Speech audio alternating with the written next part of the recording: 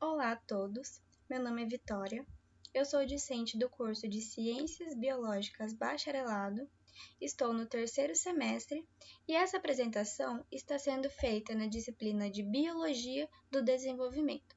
Nosso docente é o professor Dr. Adelson Joel da Silva. Essa apresentação é requisito na unidade 2, que tem como tema Comparação do Desenvolvimento Inicial, Clivagem, Gastrulação e formação de eixos. Meu tema, mais especificamente, é o desenvolvimento em anfíbios, peixes, aves e mamíferos. Para introduzir, eu trouxe aqui os tipos de clivagem. Nós temos a clivagem holoblástica, que é uma clivagem completa, e a clivagem meroblástica, que é uma clivagem incompleta. O tipo de clivagem está relacionado à quantidade de vitelo presente no ovo, e cada clivagem pode ser subdividida conforme seu tipo de ovo. Das clivagens que nós vamos ver, nós temos os mamíferos com clivagem holoblástica, onde seu ovo é isolécito, ou seja, o vitelo é bem distribuído, e uma clivagem rotacional. Os anfíbios também vão ter uma clivagem holoblástica, mas o seu ovo é mesolécito, onde a distribuição é moderada. E no polo vegetal, nós vamos ter mais vitelo do que no polo animal. A clivagem é radial e deslocada. Peixes e aves vão apresentar o mesmo tipo de ovo, que é o telolécito, que corresponde a um ovo com um vitelo denso, na maior parte. E os dois também têm uma clivagem meroblástica do tipo discoidal.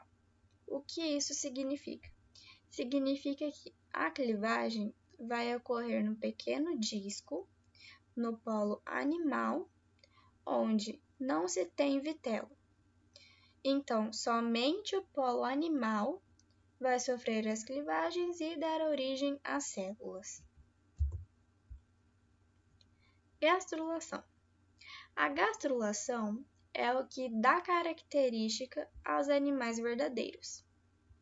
E o produto da gastrulação são os folhetos germinativos. No caso, o endoderma, o ectoderma e o mesoderma. A gastrulação apresenta diferentes movimentos celulares, 5 mais especificamente, sendo eles a invaginação, a involução, a ingressão, a delaminação e a epibolia. Quanto aos eixos corporais, nós temos 3 eixos, sendo eles o eixo antero-posterior, nessa direção, o eixo dorso-ventral, no caso as costas e aqui a barriga, e o eixo esquerdo e direito. Aqui nós temos outro exemplo de eixo em outro indivíduo, antero-posterior, direito-esquerdo, dorso-ventral. Iniciando com o desenvolvimento inicial de anfíbios, os anfíbios pertencem à classe anfíbia, que são divididas em 3 ordens: ordem caudata, ordem anura e ordem gimnophiona. Nós vamos trabalhar com a ordem anura, mais especificamente com essa rã, Xenopus levis, que também é conhecida como rã de unhas africanas. O Xenopus levis já vai ter polaridade mesmo antes da fertilização. O ponto de entrada do espermatozoide é importante, E por que eu digo isso? Porque o ponto de entrada do espermatozoide é quem vai determinar o eixo dorso-ventral do embrião. O ponto em que o espermatozoide entra vai ser o eixo ventral e o ponto 180 graus oposto ao ponto de entrada do espermatozoide vai ser o eixo dorsal do embrião. A fertilização pode ocorrer em qualquer ponto do polo animal. Em alguns zigotos, algumas etapas podem acontecer, como um giro do citoplasma cortical. Esse giro vai ser um giro de 30 graus, mais especificamente, e vai levar a uma exposição do citoplasma interno, que tem essa cor cinza, que acarreta no crescimento de uma região que a gente chama de crescente cinza. A gastrulação vai começar nessa região do crescente cinza para os zigotos que passam por esse processo. Os que não passam, a gastrulação começa no ponto de entrada do espermatozoide. Quanto à clivagem, os anfíbios apresentam uma clivagem holoblástica e radialmente simétrica. O ovo de anfíbio vai apresentar uma maior quantidade de vitelo, o que vai ser um impeditivo algumas vezes para a clivagem, mas eu vou explicar isso posteriormente. A primeira clivagem vai ocorrer no sentido do polo animal para o vegetal. Aqui o exemplo da primeira clivagem. E quanto ao impeditivo que eu citei anteriormente. O impeditivo é no sentido de que o polo vegetal tem uma maior quantidade de vitelo do que no polo animal. Então, a clivagem nesse polo animal vai ser rápida e vai desacelerando. Quando chega nesse polo vegetal, a clivagem demora para ser completa.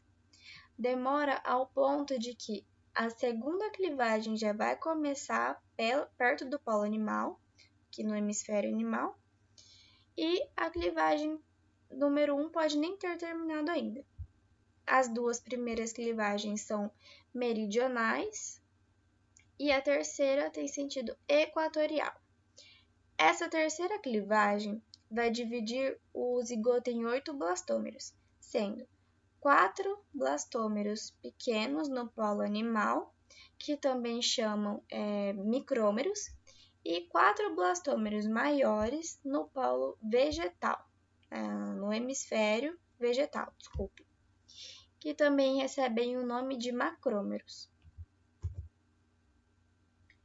Quanto aos estágios da clivagem. Quando o zigoto tem de 16 a 64 células, ele está na fase de mórula. Quando tem 28 células, na fase de blástula. Nessa imagem, nós temos mais detalhadamente as clivagens, que é a primeira, segunda, terceira clivagem.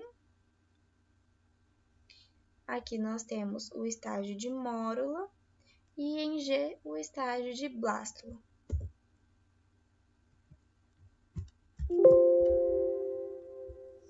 Bom, o início da gastrulação.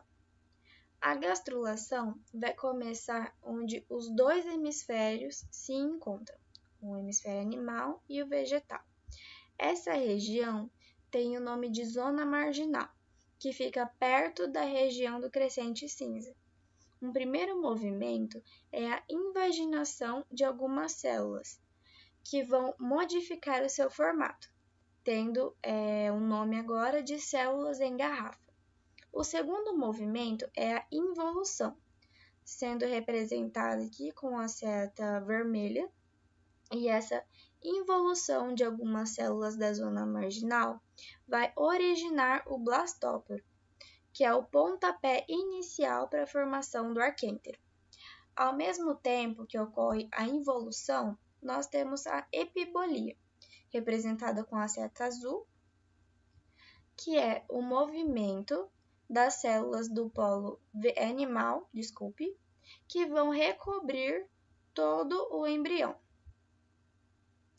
Conforme o arquêntero vai sendo formado, a blastocele vai se movimentando e chega a um ponto que essa blastocele deixa de existir. Aqui nós temos o final da gastrulação com o arquêntero, o ectoderma, que é a camada externa, o mesoderma, que é a intermediária, e o endoderma, que é a camada mais interna.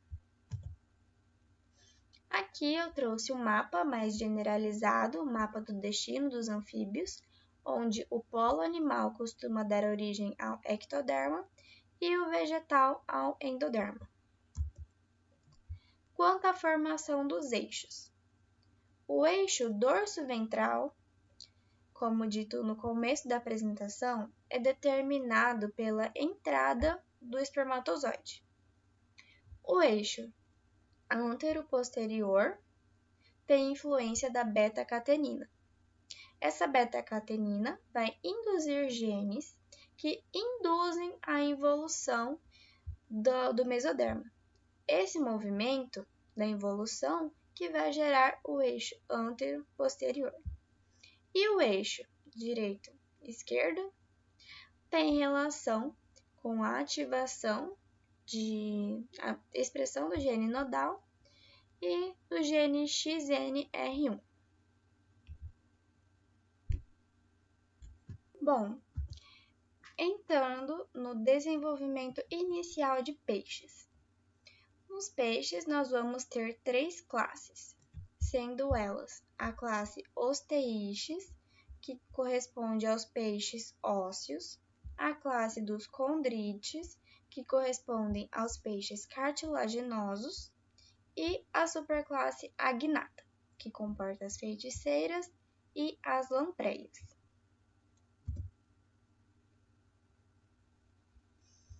Bom, sobre a clivagem dos peixes, eu vou usar o exemplo do peixe zebra, e a clivagem é meroblástica e discoidal. Discoidal, como dito anteriormente, ocorrendo no polo animal, mais especificamente no blastodisco. As 5 primeiras clivagens são meridionais. A primeira clivagem vai gerar 2 blastômeros, a segunda 4 blastômeros, a terceira 8 blastômeros. Aqui nós temos a terceira clivagem com 8 blastômeros. A quarta clivagem 16 blastômeros e a quinta 32. Com as 10 primeiras divisões, nós vamos ter um amontoado de células que formam uma grande célula, vitelina, que constitui o blastoderma. Aqui nós temos as clivagens em uma imagem de microscopia eletrônica.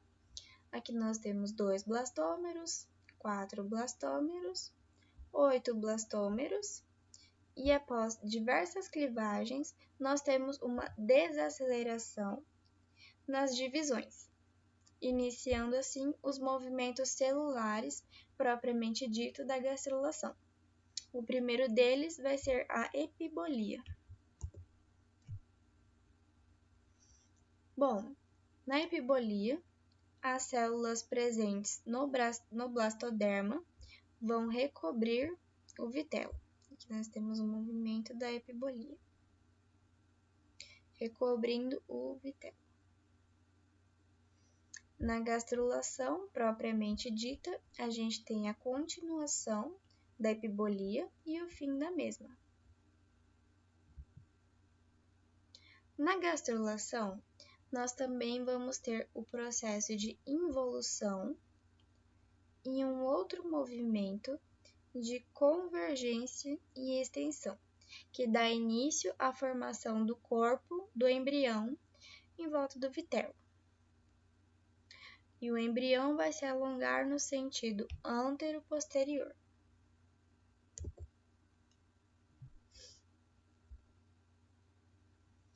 Um fato importante é que a involução só vai começar quando o estágio de epibolia já tiver chegado na metade.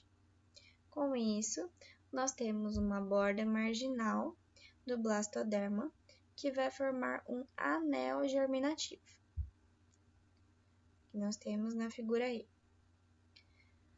Assim que a involução começa, nós já temos o estágio de escudo embrionário, em que as células formam uma camada externa, que é o epiblasto, e uma camada interna, que é o hipoblasto. Quando a epibolia já está quase completa, com 90% mais especificamente, o embrião já vai ter o ectoderma e o mesenteroderma, que vai formar os outros dois folhetos germinativos. Aqui exemplificando o final da epibolia, os folhetos. Quanto à formação dos eixos do peixe. O eixo dorso-ventral, o escudo embrionário atua. Dorso-ventral. O eixo antero-posterior tem influência de sinais, enzimas e genes, onde genes anteriores e posteriores se expressam. E a formação desse eixo ocorre enquanto a epibolia está acontecendo. Quanto ao eixo esquerdo-direita, nós temos a sinalização do gene nodal no lado esquerdo e também temos o fator de transcrição PITX2. Direita, esquerda. Entrando agora no desenvolvimento inicial de aves. Nas aves, nós temos a subclasse Neornites, que é dividida em duas superordens, como a superordem Paleognathae, que correspondem às aves com palato primitivo, e a superordem Neognathae, que correspondem às aves modernas, com palato moderno. Também temos a subclasse Archaeonites, que correspondem às aves extintas. Bom, quanto à clivagem das aves. As aves têm uma clivagem meroblástica e discoidal, onde as clivagens vão ocorrer no blastodisco, no polo animal, e o zigoto vai sofrer clivagens desde o oviduto.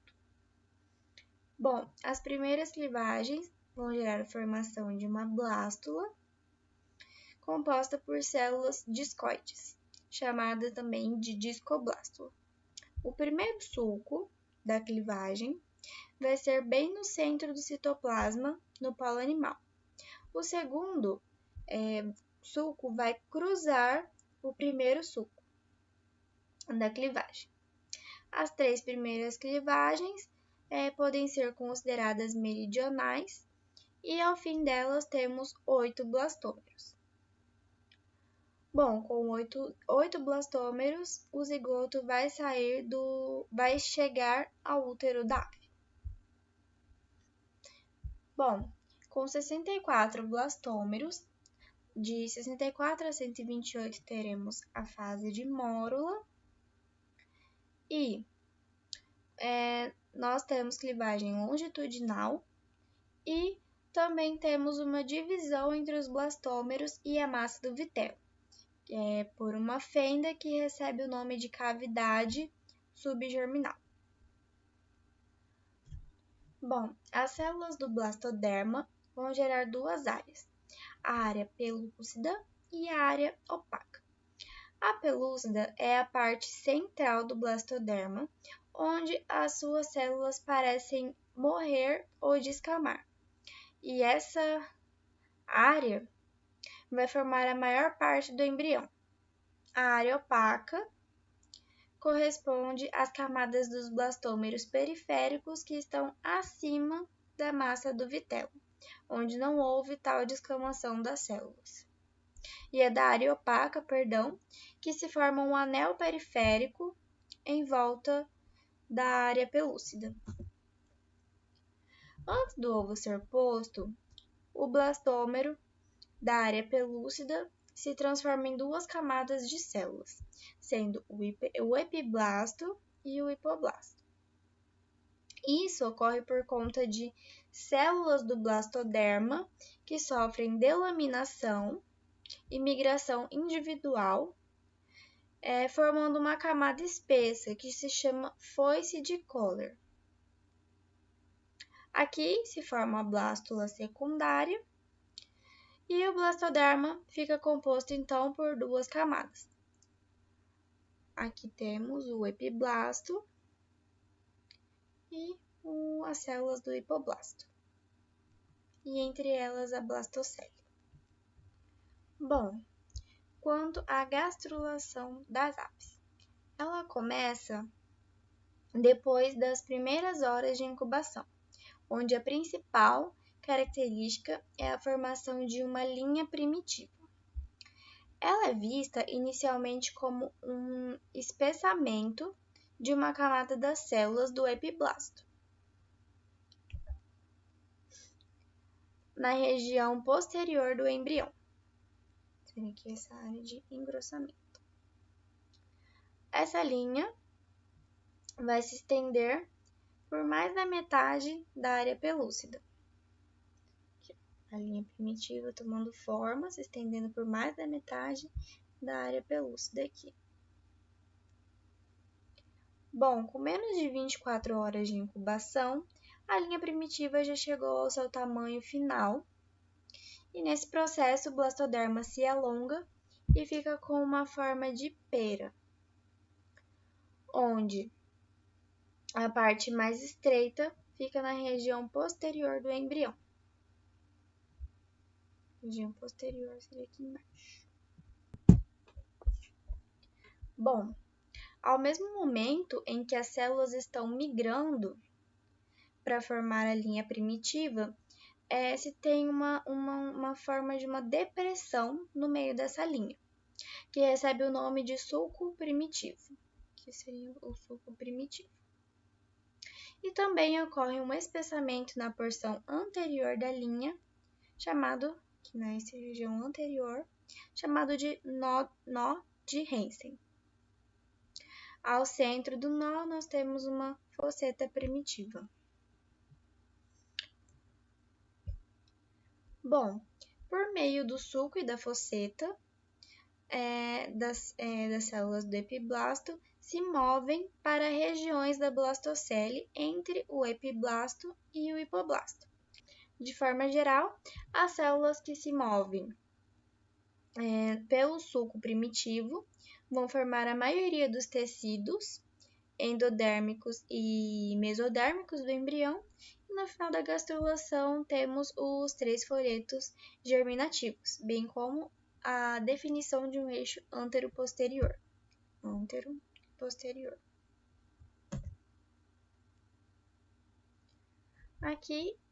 Aqui temos uma imagem do fim da gastrulação, região anterior, posterior, mesodermas,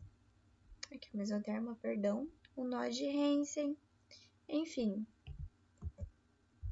Bom, quanto à determinação dos eixos nas aves. O eixo antero-posterior tem influência da linha primitiva, onde essa linha primitiva vai demarcar esse eixo, como explicado aqui anteriormente. Eixo antero-posterior já na gastrulação. O eixo da esquerda e direita, os fatores nodal e o fator de transcrição, PI e TX, vão atuar. E o eixo dorso-ventral também a linha primitiva atua, onde ocorre uma regressão, e essa linha primitiva vai evidenciar o eixo dorso-ventral. Bom, quanto ao desenvolvimento inicial de mamíferos. Os mamíferos fazem parte da classe Mammalia e é dividida em 3 subclasses, sendo elas a subclasse Prototeria, a subclasse Euteria, que corresponde aos animais placentários, e a subclasse Metateria, que são os marsupiais. Quanto à clivagem dos mamíferos.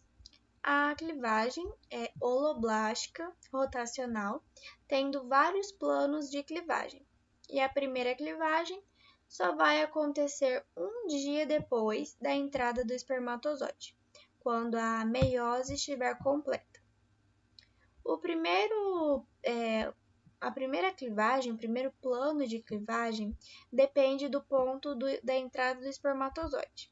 Em alguns animais, como os camundongos, eles precisam de um microRNA do espermatozoide para que esse plano, essa primeira clivagem, ocorra.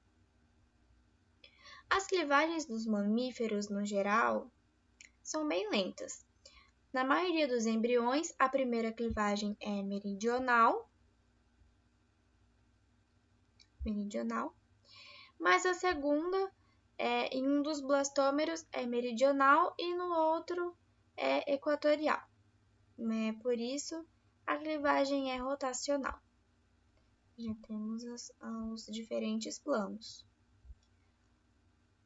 Os blastômeros não vão se dividir sincronizadamente, então não vai seguir aquele padrão de primeira clivagem, 2 blastômeros, segunda, 4 blastômeros, terceira, 8 e assim sucessivamente.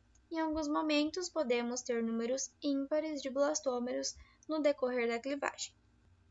Bom, na clivagem dos mamíferos, nós teremos a compactação, que, continuando com o exemplo do camundongo, depois da terceira clivagem, os blastômeros começam a se aglomerar e formar uma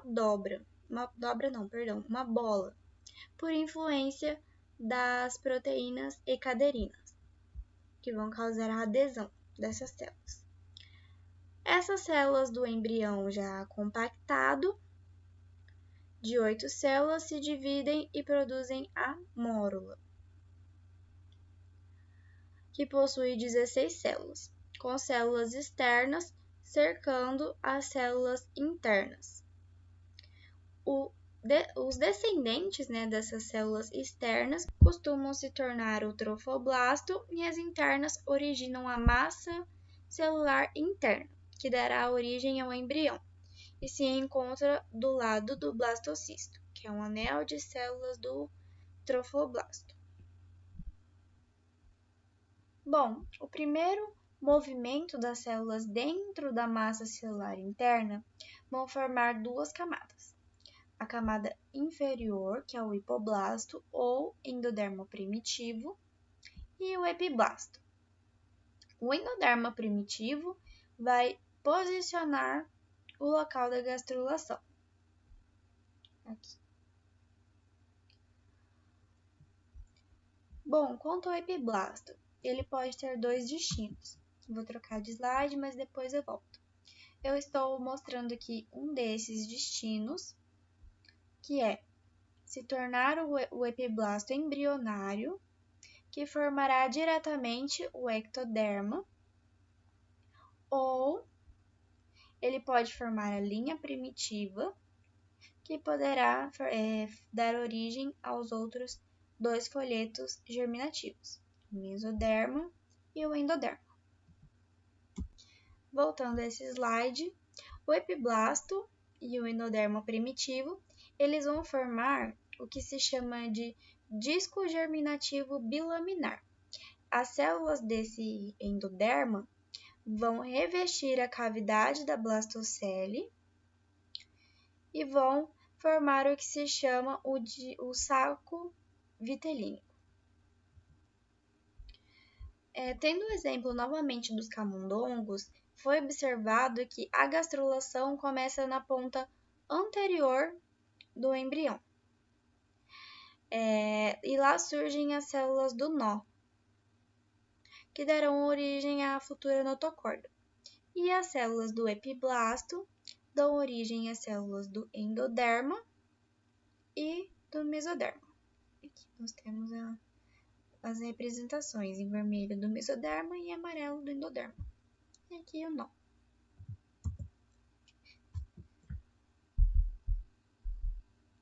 Quanto à formação dos eixos dos mamíferos, para finalizar, nós temos que no eixo antero-posterior, o nó vai padronizar a maior parte desse eixo. Também temos a atuação de genes OX. Quanto ao nó aqui, a gastrulação começa na ponta, como eu falei anteriormente, na ponta anterior do embrião. E lá surgem as células do nó. Então, tá aí a relação do nó com o eixo antero-posterior. E o eixo esquerdo e direito tem a influência da ativação das proteínas nodal e do fator de transcrição PITX. Essa foi minha apresentação sobre o desenvolvimento em anfíbios, peixes, aves e mamíferos.